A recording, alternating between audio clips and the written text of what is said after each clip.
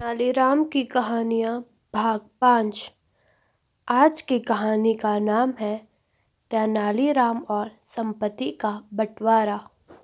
एक गांव में एक वृद्ध जमींदार रहता था। उसकी बहुत उम्र हो चली थी। एक बार जब वह बीमार पड़ा तो उसे लगा कि अब उसके जाने का समय आ गया है। उसके 3 पुत्र थे। उसने तीनों को अपने पास बुलवाया। जब तीनों पुत्र वृद्ध व्यक्ति के पास एकत्रित हुए तो वो बोला, पुत्रों, लगता है मेरा जाने का समय आ गया है। मैंने तुम्हें एक बात बताने के लिए अपने पास बुलवाया है।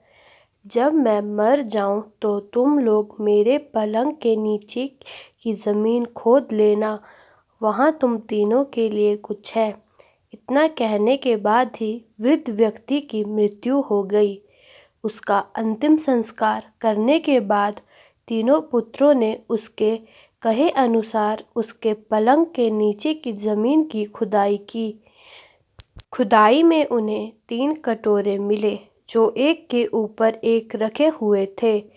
पहले कटोरे में मिट्टी थी, दूसरे में सूखा हुआ गाय का गोबर और तीसरे में तिनके रखे हुए थे। साथ ही उन्हें 10 सोने के सिक्के भी मिले।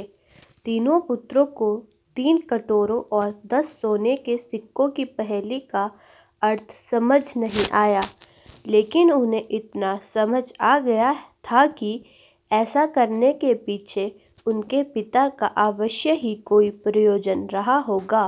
इस पहेली को सुलझाने के लिए तीनों ने तेनालीराम के पास जाने का निश्चय किया।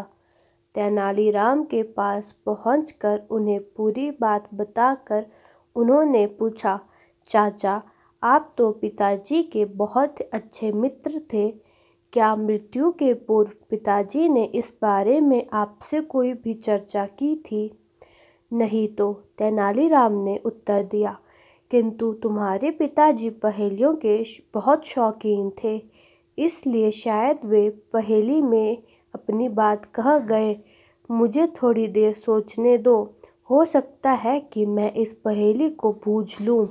तीनों लड़के शांति से तेनालीराम के पास बैठ गए और तेनालीराम सोच में डूब गए। कुछ देर बाद तेनालीराम की आंखें खुशी से चमक उठी और वह बोले, मुझे पता चल गया है कि इस पहेली का क्या अर्थ है। तो चाचा जी जल्दी से हमें भी इसका अर्थ समझा दो। तीनों पुत्र बोले। तो सुनो, तेनालीराम कहने लगे, तीनों कटोरों के आकार को देखो, सबके आकार भिन्न है। इन तीनों कटोरों के माध्यम से तुम्हारे पिताजी अपनी संपत्ति का बंटवारा तुम तीनों में करना चाहते थे। सबसे बड़ा कटोरा सबसे बड़े पुत्र की संपत्ति को दर्शाता है। उसमें मिट्टी भरी है, अर्थात तुम्हारे पिता के सारे खेत सबसे बड़े पुत्र को मिलते हैं। दूसरा कटोरा मंझले पुत्र की संपत्ति को दर्शाता है। उसमें गाय का सूखा गोबर है, अर्थात सारे मवेशी मंझले पुत्र को मिलेंगे। तीसरे कटोरे में छोटे पुत्र की संपत्ति दर्शाई गई है, जिसमें तिनके भरे हुए हैं जो सुनहरे रंग के हैं, अर्थात सारा सोना सबसे छोटे पुत्र के हिस्से में आया है। इतना कहकर तेनालीराम चुप हो गए।